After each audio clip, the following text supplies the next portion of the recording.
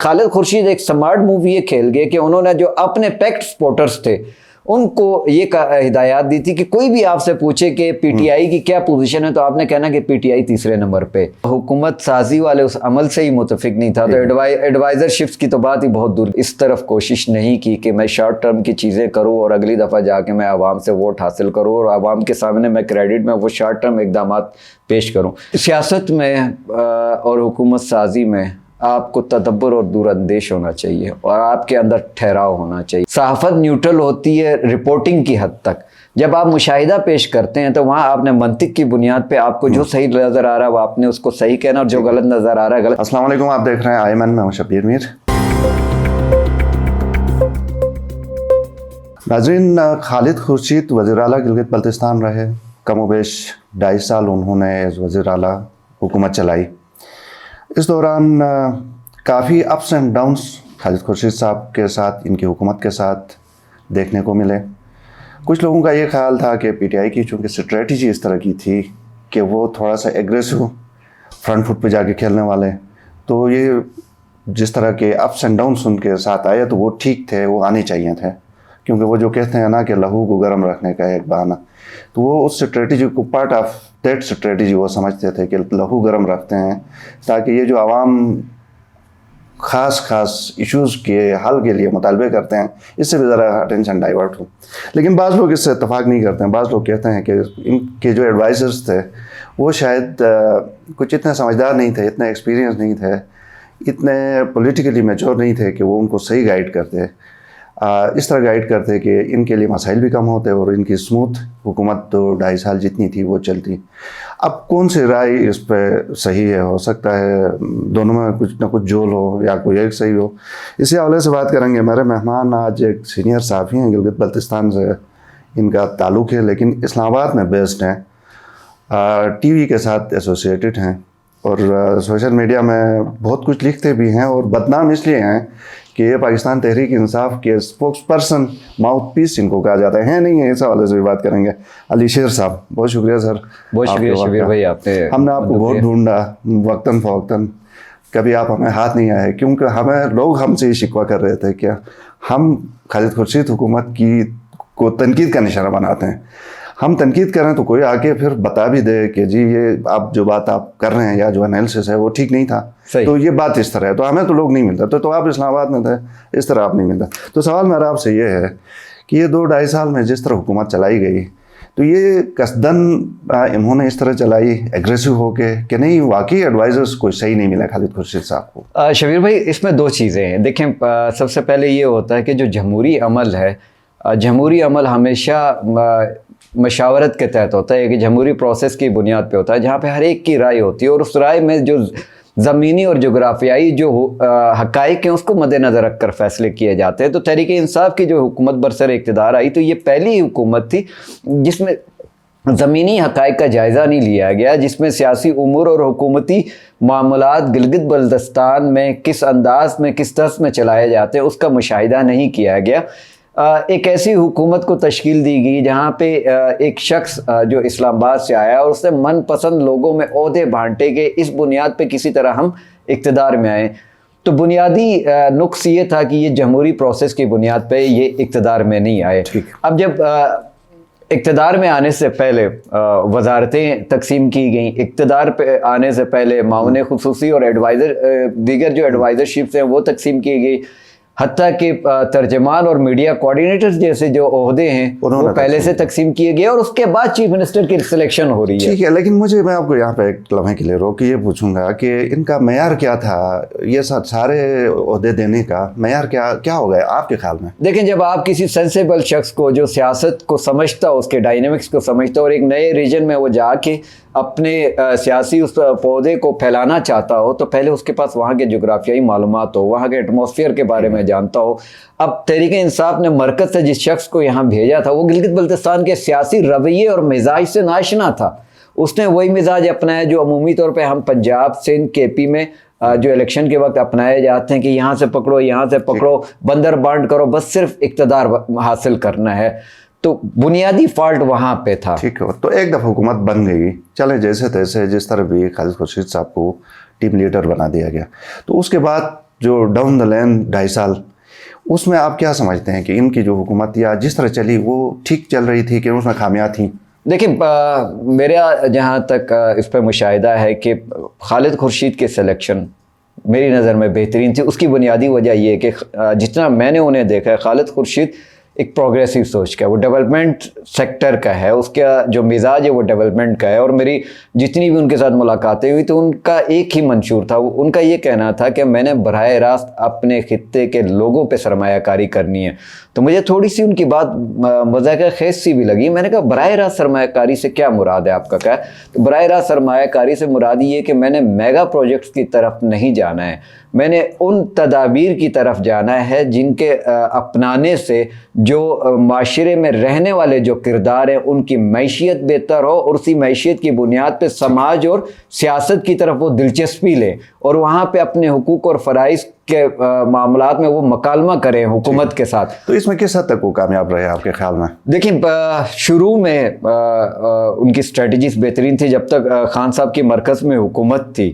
ان کی حکومت تک تو وہ اپنے مقاصد میں کامیاب تھے, اسی پہ ان کی ساری منصوبہ بندی ہو رہی تھی. حتیٰ کہ میں نے جہاں تک سنا ہے, بلکہ میں نے کئی بار دیکھا بھی ہے, صبح 4 بجے تک وہ بیوروکریسی کو بٹھا کے یہی پلاننگز کرتے تھے کہ ہم نے انویسٹمنٹ ایجوکیشن کی بیس پہ کیسے کرنا ہے, ہم نے ہیلتھ سیکٹر پہ کیسے کرنا ہے, اور بالخصوص ہم نے اپنے نوجوانوں کو سرکاری روزگار سے ان کے ذہن کو ہٹا کے انہیں خودداری اور خود مختاری کی طرف کیسے لے کے جانا کہ وہ اپنی صلاحیتوں کو یوٹیلائز کر کے خود انحصاری کی طرف جا سکے. لیکن علی شیر صاحب کہنا ایک طرف, لیکن کرتے ہوئے ہم نے نہیں دیکھا. تنقید ان کے اوپر یہ ہے کہ حتیٰ کہ لوگ یہ کہتے ہیں, چاہے مخالفین ہوں یا ہو سکتا ہے کچھ پارٹی کے ناراض بھی ہوں, کہ استور جیسی جگہ میں میگا پروجیکٹس کو تو چلیں, وہ جو روڈ جو استور ویلی روڈ والے پہ تو ہے, لیکن کوئی پتھر ادروائز نہیں ہلا ان کے دور میں. تو وہ کون سا تھا, مطلب کہ وہ لوکل لوگوں کو یا جس طرح آپ نے بتایا کہ وہ تبدیلی لانا چاہتے تھے اس طرح, تو بظاہر تو نہیں لگ رہا ہے کامیاب نہیں ہو سکے, نہیں ہو کہ کامیاب ہو گئے. شبیر بھائی اب کامیابی اور ناکامی کی جو ڈیبیٹ آتی ہے وہ نظام کے ساتھ منسلک ہے. ٹھیک ہے, نظام پہ ہم بات کر لیں گے بعد میں. مطلب سمپلی ان کو کرنے نہیں دیا گیا. 6 ارب کے قریب انہوں نے استور دونوں حلقوں میں اپنے انہوں نے ترقیاتی اسکیمیں دی. اب اچھا مزے کی بات بتاؤ, ہمارا ایک مائنڈ سیٹ بنا ہوا ہے, ہمیں جب تک بڑے بڑے منصوبے نظر نہیں آتے ہم کہتے ہیں یار یہ حکومت کچھ نہیں کر رہی ہے. چھوٹے چھوٹے جو منصوبے ہیں جو بنیادی طور پہ براہ راست انسانی معاشرے زندگی کے ساتھ جس کا تعلق ہے, جیسے کہ ایک گاؤں سے دوسرے گاؤں کے لیے لنک روڈز کا ہوتا ہے, بنیادی ہیلتھ یونٹ کی بات آتی ہے, وہاں پہ چھوٹے سکولز اور پانی کی جو سٹرکچر ہے اس کی بہتری کی, وہ چیزیں عمومی طور پہ نظر نہیں آتی. وہ کتنے دیں آپ کے خیال میں؟ دیکھیں میں نے جہاں تک جا کے سروے کیا ہے اس سروے کے مطابق تقریباً 65% ایریاز پہ انہوں نے یہ جو امپلیمنٹیشن کروائی تھی, لنک روڈز, یس, لیکن اس طرح کی چیزیں. المیہ یہ آیا ہے کہ چیک اینڈ بیلنس نہیں تھا. اب جو اس طرف میں آؤں گا کہ پہلی بات تو یہ کہ میں ان کے تھوڑی سی اس کی وضاحت پہلے کریں نا, کہ یہ جو روڈز کی بات یا جو کس طرح کے پروجیکٹس لیے, یہ ایک گاؤں سے دوسرے گاؤں کے لیے لنکس روڈ, اوکے, یہ ان کا یس 65% تقریباً, اچھا 65% تقریباً ہیں زمین کے اوپر ہیں, لیکن وہ دور دراز ایریاز میں. اب جو سینٹرل سٹی ایریاز ہیں نا استور کے, ظاہر ہے وہاں پہ تو کنیکشن پہلے سے ہے, جو میر ملک, شوداس, پھر اس کے بعد ہم گدئی, منی مرگ, چیلم, اس طرف کے جو اندر جو چھوٹے چھوٹے دیہات تھے ان دیہاتوں کو آپس کے ساتھ منسلک انہوں نے کیا. ان کا زیادہ فوکس ان ایریاز کی طرف تھا جو نظر ہی نہیں آتے ہیں کہیں. ویسے کتنے روڈز ہوں گے اس طرح کے؟ روڈز کی مجھے ایگزیکٹلی تعداد کا مجھے علم نہیں ہے, لیکن اوورآل جو مجھے نظر آ رہا ہے وہ 60 سے 65% کا ریشیو ہے جو یہ ڈیولپمنٹ کی طرف ان کا جو انہوں نے فوکس کیا تھا وہ اس کا تناسب اتنا ہی ہے. کوئی 2 4 6 10 گاؤں آپس میں کنیکٹ ہوئے ہیں؟ یس, بالکل ہوئے, بالکل ہوئے. آپ اگر کبھی آپ کو وقت ملے تو آپ منی مرگ سائڈ کی طرف, گدئی یونین کی طرف آپ اس طرف جائیں, پھر آپ رٹو سے آگے کی طرف اور رٹو سے پہلے کے کچھ دیہاتی ایریاز ہیں جو روڈ سے بہت حد تک دور ہیں, ان ایریاز کی طرف جائیں تو آپ کو وہ کنیکشن نظر آئیں گے. بلکہ میں نے یہ گدئی سائڈ کی طرف میں نے ایک برج دیکھا ہے اور میں نے پوچھا کہ یار اس برج کی کیا یہاں پہ ضرورت محسوس ہوئی ہے, اس طرف تو آبادی مجھے نظر نہیں آ رہی ہے. सामने चूँकि जंगल नज़र आ रहा था, तो फिर वहाँ मकामी कुछ लोगों ने बताया जी ये ब्रिज हमें खालिद खुर्शीद साहब ने बना के दिया। मैंने कहा मुझे भाई इसकी वजह तो बताएं, इस ब्रिज का मकसद क्या है? तो उनका कहना था कि हम माल मवेशी उस तरफ लेके जाते चराने के लिए, तो हमें बड़ा लंबा जाके सफ़र करना पड़ता था, फिर हमें यू टर्न लेना पड़ता था। तो इन्होंने ये ब्रिज बनाने से ये हुआ कि अब हम माल मवेशी हमें इस ब्रिज से जो है हम दरिया पार यहीं से हम कर लेते हैं। ठीक है, मैं इस पर दोबारा आता हूँ कि एडवाइज़र्स कौन थे खालिद खुर्शीद साहब? ये सवाल मैं इसलिए पूछ रहा हूँ कि जैसे आपने भी कहा, खालिद खुर्शीद साहब का सियासत का इतना बड़ा कोई वसी तजर्बा नहीं था, उन्होंने किसी पार्टी को लीड नहीं किया था, कभी असम्बली के अंदर आए नहीं थे, कोई बड़ा कोई बिजनेस उन्होंने किया नहीं था, तो सच एक्सपीरियंस उनका नहीं था। तो जाहिर है ऐसे में तो किसी न उनको गाइड करना ही होता है ना, कोई भाई करेगा या कोई पार्टी का सीनियर करेगा। तो आप एक तो आप करते थे, दूसरा कौन था वो? आज आपको मैं इंकिशाफ कर रहा हूँ शबीर भाई, आज इंकिशाफ कर रहा हूँ कि मेरी खालिद खुर्शीद साहब के साथ उनके दौरे इक़्तिदार में 2.5 साल दौरे इक़्तिदार में सिर्फ 2 दफ़ा मुलाकात हुई है। अच्छा, और पर्सन? यस, टेलीफोनिकली मेरा और उनका रब्ता में मेरे ख्याल से कोई 4 या 5 मरतबा हुआ। ये मैं इंकिशाफ कर रहा हूँ। बदनाम क्यों थे? ये कौन लोग आपके? उसकी एक वजह है, देखें अहले कलम पे ये ज़िम्मेदारी आयद होती है। अब अमूमी तौर पे कहा जाता है कि सहाफ़त को न्यूट्रल होना चाहिए। मैं कह रहा हूँ कि ये जो दावा है ये गलत है। सहाफ़त न्यूट्रल होती है रिपोर्टिंग की हद तक। जब आप मुशाहिदा पेश करते हैं तो वहाँ आपने मंतिक की बुनियाद पे आपको जो सही नज़र आ रहा है वो आपने उसको सही कहना, और जो गलत नज़र आ रहा है गलत। मैं जमहूर पसंद हूँ, मैं जमहूरियत के मजबूती के लिए अपने कलम का इस्तेमाल करता हूँ, और जहाँ मुझे लगता है कि निज़ाम के बरअक्स कोई जमहूरी ताकत आवाज़ उठाती है तो मैं उस आवाज़ को सपोर्ट करता हूँ। और यही वजह थी जिसकी बुनियाद पर मैंने तहरीक इंसाफ के उस नैरेटिव को सपोर्ट किया, और जिसकी वजह से मैंने बदनामी बहुत सारी मोल ली है अपने सर पे। तो खालिद खुर्शीद साहब के साथ आपने कहा कि 3-4 मुलाकातें? 2 मुलाकातें और 2-4 दफ़ा टेलीफोन के ऊपर। तो आपने उनको यकीनन टिप्स दिए होंगे अपने तजुर्बे की रोशनी में सहाफ़ती। मैंने उन्हें सिर्फ एक एडवाइस की थी कि निज़ाम माफियाज के हाथ में।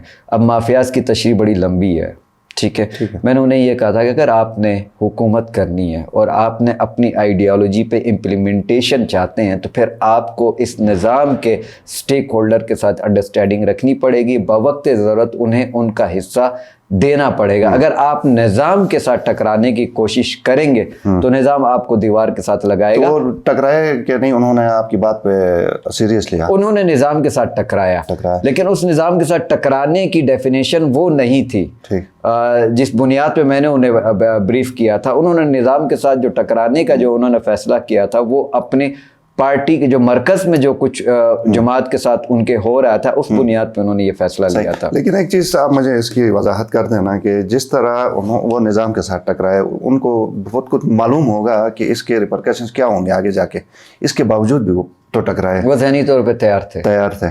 तो ये तो बड़ी अच्छी बात क्या नहीं है कि वो कमिटमेंट तो उन्होंने पूरी की ना, बिल्कुल ऐसे लीडर के साथ जिन्होंने वो कुछ भी नहीं तो लाके उनको वज़ीर आला बनाया था। बिल्कुल, जब बनाया था तो जब पे बैक करने का टाइम आया तो उन्होंने पे बैक किया, मतलब उस ऑल आउट एफर्ट्स। मेरे ख्याल से तहरीक इंसाफ के पूरे पाकिस्तान में अगर हम देखें तो किसी ने इस हद तक जाके पे बैक नहीं किया जितना मोहम्मद खालिद खुर्शीद ने किया उन्हें पे बैक। तो क्या समझते हैं कि उनका फ्यूचर आपको कैसा दिखाई दे रहा है? अब पीटीआई का अपना फ्यूचर बड़ा अजीबोगरीब। शबीर भाई, यहाँ पे 2 किस्म के नैरेटिव आते हैं। अगर तो मैं मोहम्मद खालिद खुर्शीद के सियासी मुस्तकबिल को मुफादाती नज़र से मैं देखूँ तो उन्होंने गलत फ़ैसला किया, लेकिन अगर मैं तारीख़ को सामने रख के देखूँ तो फिर उन्होंने बेहतरीन फ़ैसला किया, क्योंकि तारीख़ मज़ाहमतकारों को याद रखती है, सहूलतकारों को नहीं याद रखती है। मोहम्मद खालिद खुर्शीद के पास 2 रास्ते थे, या वो सहूलतकार बनता जैसे उनकी पार्टी के दीगर लोग बने, या फिर वो मज़ाहमतकार बनता। इनके एडवाइजर्स के हवाले से एक दफ़ा फिर मैं आपसे जानना चाहूँगा कि वो कैसे थे? क्या आप उनकी एडवाइस से मुत्तफिक थे कि नहीं थे? आज अब वो शबीर भाई, मैं इनके हुकूमत साजी वाले उस अमल से ही मुत्तफिक नहीं था, तो एडवाइज़रशिप्स की तो बात ही बहुत दूर की। देखें, मुंतशिर ग्रोह पे एक काबीना बनाएगी, ठीक है, कोई जमाती बयानिए की बुनियाद पे वो लोग नहीं थे। काबीना के जितने भी मेंबरान थे मेजॉरिटी खालिद खुर्शीद को एक्सेप्ट ही नहीं कर रहे थे। तो उनको साथ लेके चलने में खालिद खुर्शीद साहब कामयाब नहीं हुए कि हुए? साथ किसी आइडियोलॉजी की बुनियाद पे लेके जाया जा सकता है, लेकिन जब इमरान खान साहब के पास तो जाते थे, इनफरादी मुफादात आते हैं ना शबीर भाई, इनफरादी मुफादात आते हैं तो फिर वहाँ पे आप किस को अपने साथ मिलाने की और साथ लेके चलने की कोशिश करेंगे।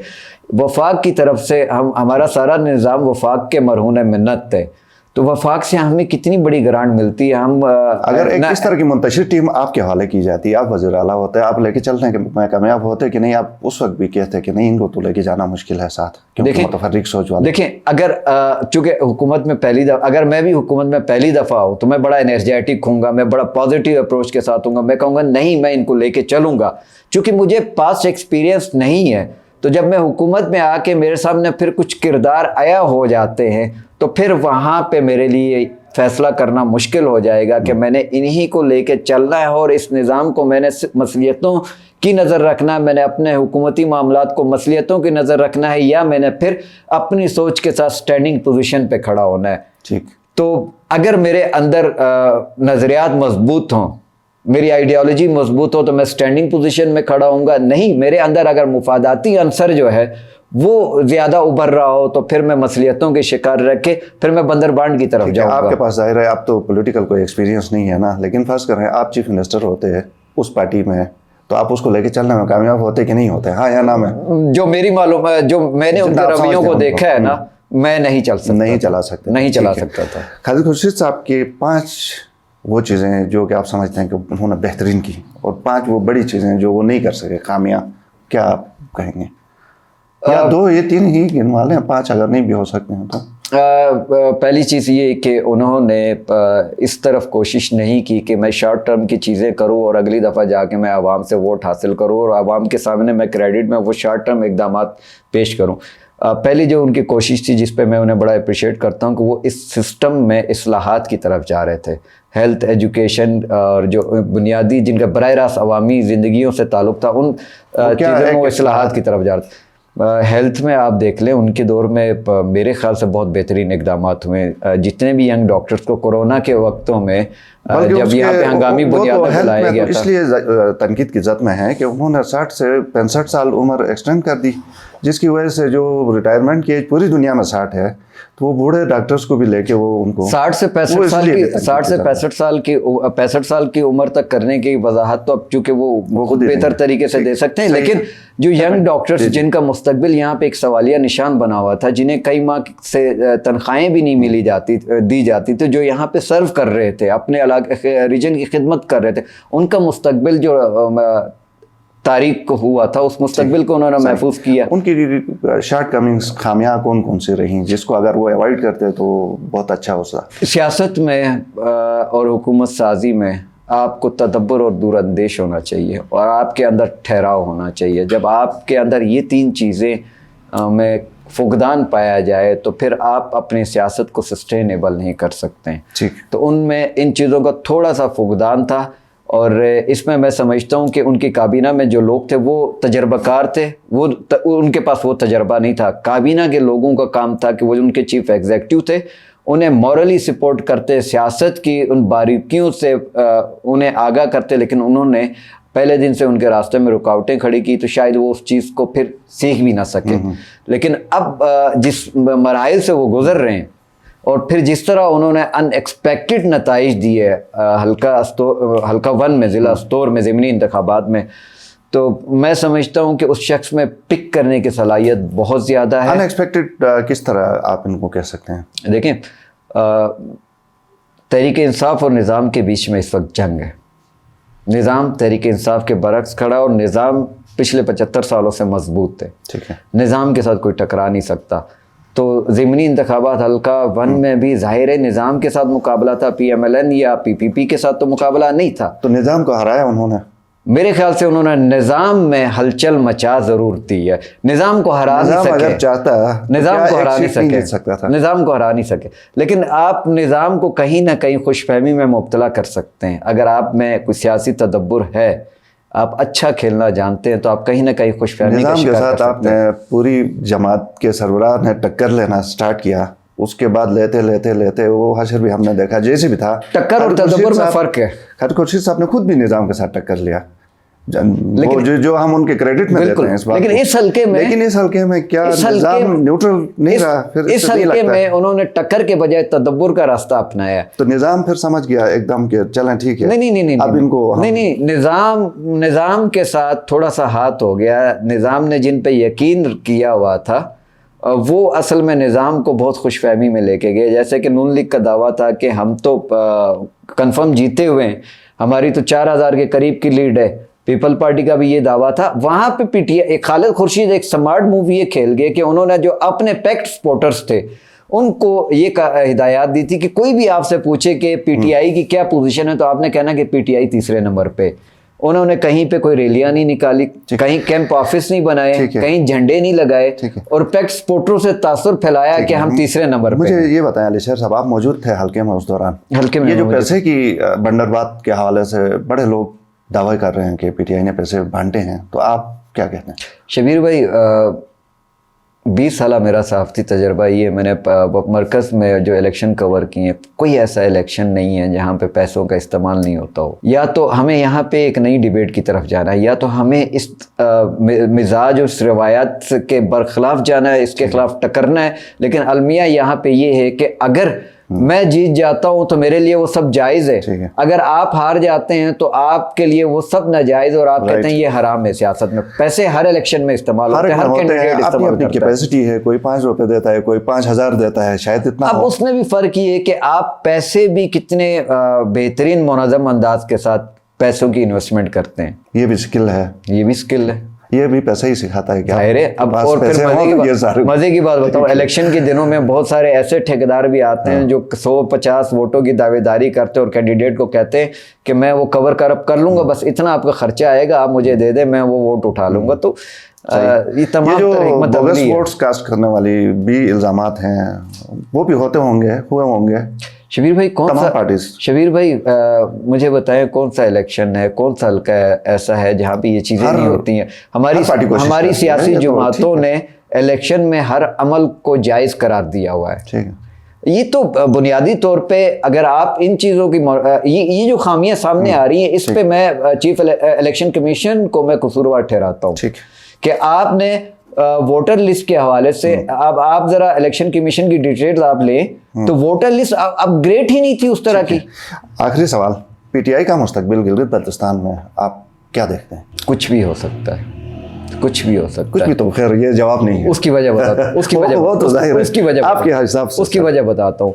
मरकज़ में अगर पीटीआई का मुस्तकबिल रोशन होता हुआ नजर आए तो गिलगित बल्तिस्तान में भी रोशन है। तो मरकज़ में भी कुछ भी हो सकता है ना? मरकज़ में देखिए, अगर मैं माजी की तारीख उठा के देखूं तो अमूमी तौर पे होता ये है कि एक जमात को अगर निज़ाम दीवार के साथ लगाती है तो अगली दफ़ा उसको फिर से मैदान में लाती है। मुझे ये बताएं कि आपके ख्याल में, जाहिर है आप कोई तर्जुमान तो इनके नहीं है ना, हम तो जस्ट तजिया कर रहे हैं बिल्कुल कि इस वक्त बहुत सारे लोग पीटीआई वाले जो छोड़ के गए हैं, कल अगर कोई ऐसे हालात होते हैं कि पीटीआई बिल से मजबूत हो जाती है तो दोबारा ये लोग वापस जाना चाहेंगे, तो उस वक्त आपके ख्याल में क्या इनके लिए दरवाजे पीटीआई में खुले होंगे कि बंद होंगे? मेरी अपनी अगर राय लें तो मेरे ख्याल से इनके लिए दरवाजे बंद होने चाहिए।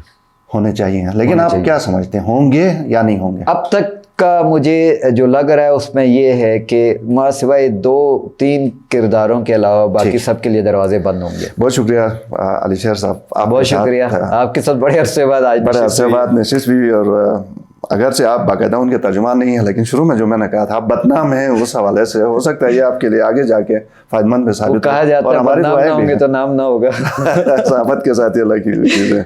बहुत शुक्रिया एक बार फिर। नाज़रीन, प्रोग्राम आपने देखा, फीडबैक ज़रूर दीजिए। ये हमारे पहले मेहमान थे जो पीटीआई को भरपूर तरीके से सपोर्ट करना जानते भी हैं, वो अलग बात है कि उन्होंने थोड़ा सा हाथ हल्का रखा है। प्रोग्राम देखने का शुक्रिया। अल्लाह हाफ़िज़।